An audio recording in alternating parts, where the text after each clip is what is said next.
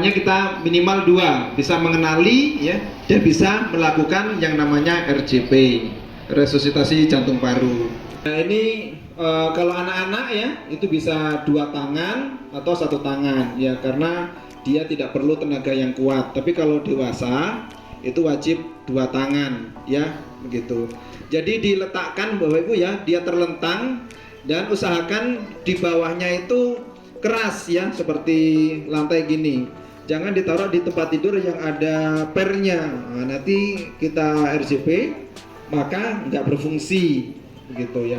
Nih seperti ini. Kalau anak-anak bisa 2 tangan, bisa 1 tangan. Nah, kompresi atau kita menekan dadanya harus tekan cepat ya.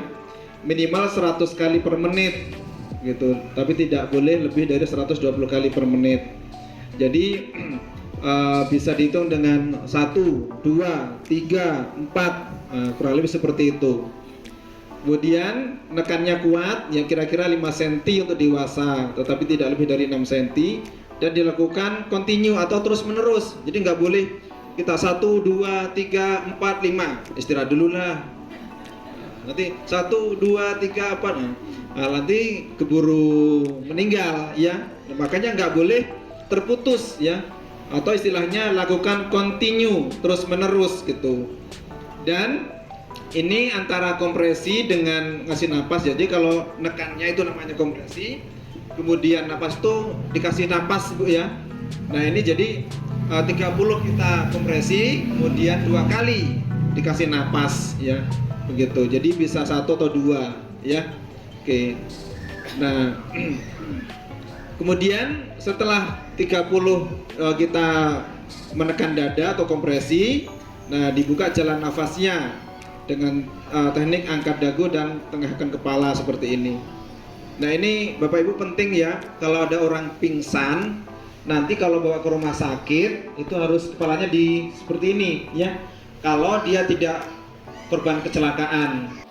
Tadinya ada, nah tadi ganjel gue di sininya ya, dengan apa namanya handuk apa yang dibuat di sini.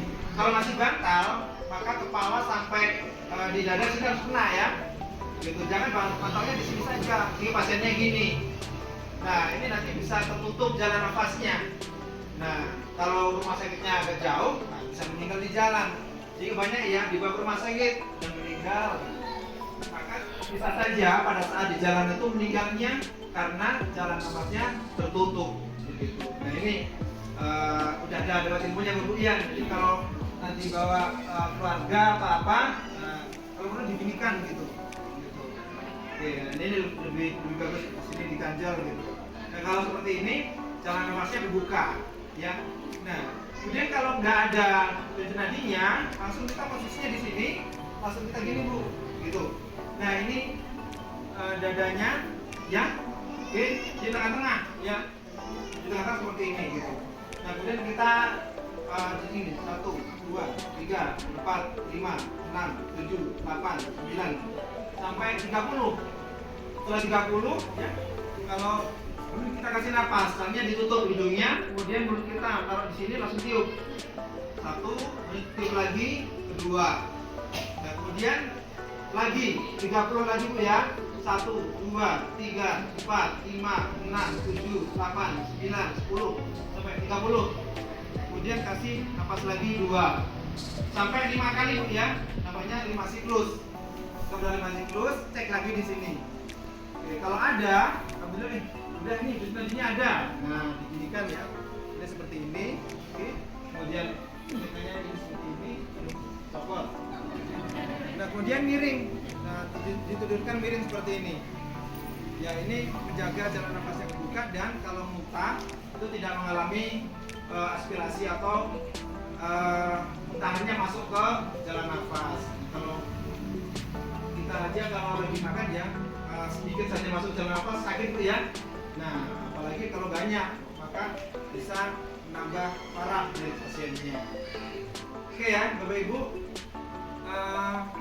Besok-besok lagi kalau ada korban, apalagi kita kenal ya, langsung dicek saja gitu.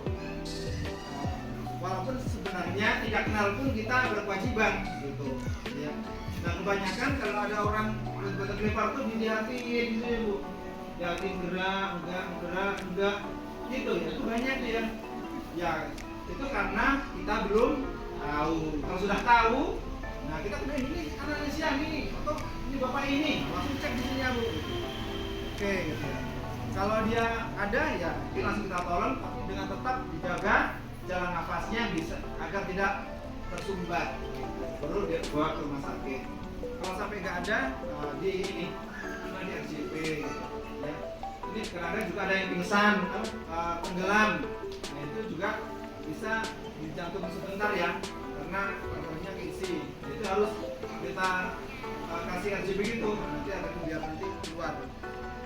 Seperti itu. Ini ada cakun, nanti ke sini atau ke sini, gitu. Nah dicek seperti ini. Nah kalau ada dia tuk gitu Bu ya. Nah kalau ada berarti aman, begitu ya. Oke. Nah kemudian juga orang bisa ngomong berarti jalan nafasnya nggak terhambat Bu. Nah jadi orang yang bisa ngomong itu kemungkinan saja jalan nafasnya terhambat ya.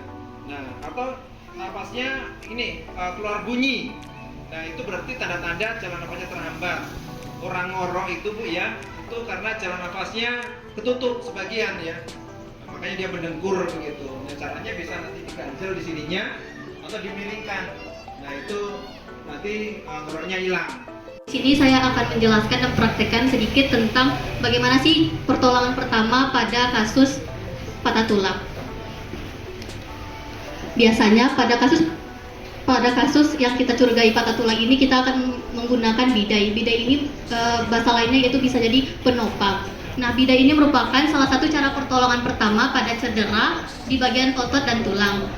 Tujuan dari pembidaian ini yaitu bertujuan tentang prinsip dari pembidaiannya. Jadi pembidaian itu kita menghubungkan dua sendi yang pada bagian yang cedera. Misalnya pada sore ini saya mengambil kasus yaitu cedera patah tulang pada bagian tungkai bawah kiri. Jadi tungkai bawah ini. Nah, sendi yang ada di situ itu harus kita hubungkan sendi yang di atas dan juga yang di bawah. Nah, jadi di sini kita menghubungkan itu sendi lutut dan juga sendi pergelangan kaki. Nah, kemudian untuk bagian yang cedera itu kita buka pakaian yang menutupinya supaya kita bisa cek adakah luka terbuka ataupun tanda-tanda patah tulang. Nah, untuk tanda-tanda patah tulang itu yang pertama ada di bagian cederanya itu terdapat pembengkakan, kemudian juga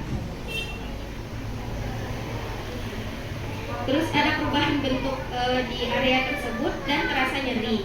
Nah, setelah itu kalau misalnya terdapat luka terbuka itu bisa kita tutup dengan menggunakan balutan kasa steril yang sudah dijelaskan teman saya tadi. Nah, setelah itu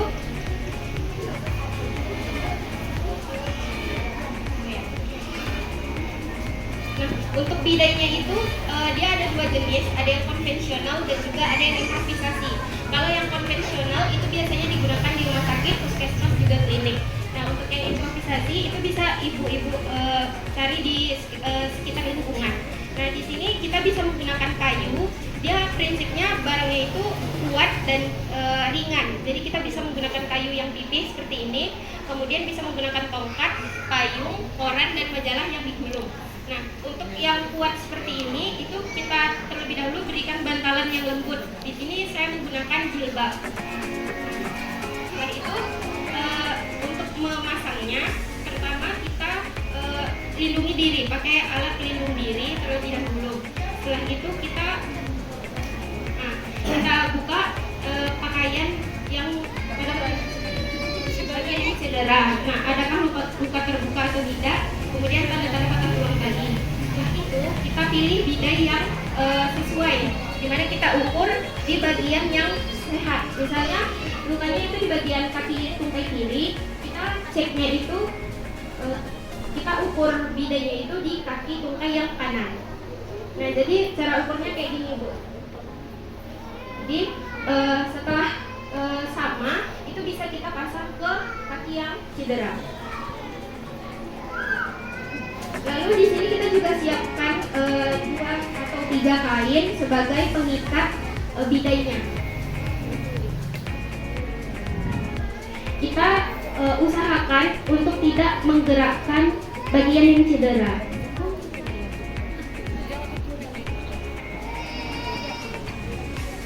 Nah, pengikatannya, untuk ikatannya itu kita bisa ikat simpul, di mana ikatannya jangan terlalu ketat ataupun terlalu longgar. Kalau terlalu longgar, kita takutkan akan mudah untuk terlepas. Kalau terlalu ketat, nanti akan menghambat peredaran darah di bagian yang cedera tersebut.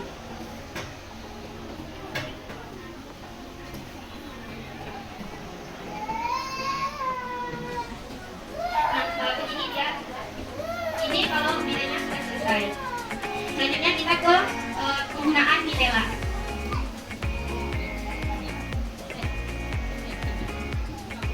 Mohon maaf, ibu sekalian. Ibu-ibu dan bapak-bapak di sini juga sudah tahu kan apa itu luka. Nah, saya sedikit jelaskan saja. Luka itu adalah gangguan atau kerusakan dari kulit normal kita menjadi sebuah kerusakan yang menyebabkan itu bisa terinfeksi. Penekanan pada luka itu bisa menggunakan kain kasa ataupun kain yang ada di rumah namun yang bersih ya ibu. Contohnya seperti bisa kain lap, bisa juga dengan jilbab ataupun kain yang bisa menyerap cairan. Misalnya di sini kita beranggapan kalau lukanya itu luka robek ya bu, darahnya mengucur. Nah caranya itu kita tekan di bagian lukanya. Nah kalau misalnya di kain ini darahnya itu sudah banyak, nah jangan diganti ya ibu, tapi kita lapisi lagi di kainnya itu untuk lapisan kedua. Karena kalau bisa kita ganti itu berarti nanti darahnya akan keluar lagi. Berarti kita lapisi terus sampai perdarahannya berhenti kainnya bu, jangan diganti gitu. Nah kalau misalnya sudah perdarahannya sudah berhenti, kita bisa lanjutkan dengan perawatan luka. Nah untuk perawatan luka yang paling penting yang harus ibu ketahui itu kita harus mencuci tangan ya ibu, karena untuk mencuci tangan ini gunanya untuk melindungi diri kita dan melindungi orang yang kita tolong juga. Nah setelah kita cuci tangan, kita bisa lanjutkan dengan membersihkan luka dari orang tersebut dengan menggunakan air mengalir selama 5-10 menit. Nah selanjutnya selain menggunakan air mengalir bisa juga menggunakan alkohol ya ibu-ibu. Tapi selanjutnya setelah itu kita bisa lihat juga lukanya, kedalaman lukanya, apakah lukanya itu dalam sampai nampak bagian-bagian ke dalamnya itu atau sampai nampak ke tulangnya. Kalau misalnya sudah nampak di bagian dalamnya itu bisa kita lanjutkan untuk perawatan ke dokter. Nah setelah kita bersihkan lukanya, terus kita keringkan lukanya dengan menggunakan kasa ya ibu, kasa steril. Nah caranya itu lukanya kita keringkan dari bagian tengah luka keluar, bukan dari luar ke dalam. Jadi dari luar kita usapkan, dari dalam kita usapkan keluar. 1 kali usap saja ya ibu, lalu kita ganti lagi kasanya. Lalu kita usapkan lagi dari dalam keluar sampai lukanya benar-benar kering dan bersih. Nah setelah kita keringkan, lalu kita berikan betadin. Nah biasanya ibu-ibu kan mengoleskan betadinnya itu langsung ke lukanya ya bu. Nah sebenarnya cara itu kurang tepat. Nah cara yang tepat itu kita basahkan dulu betadinnya itu di kasa. Nah kita basahkan dulu di kasa, setelah basah baru kita tekan-tekankan di area lukanya gitu. Jangan langsung diberikan ke area lukanya ya bu, harus ditekan-tekan terlebih dahulu.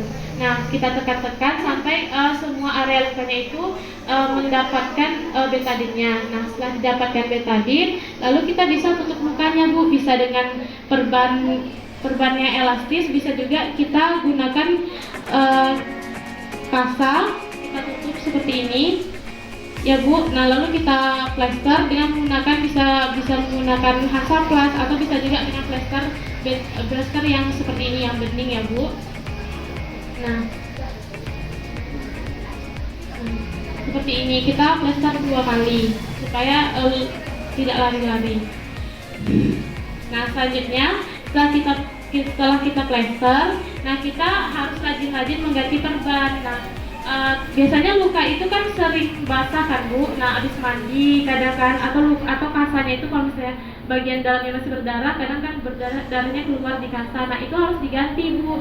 Biasanya untuk mengganti balutan ini harus minimal 2-3 kali sehari gitu.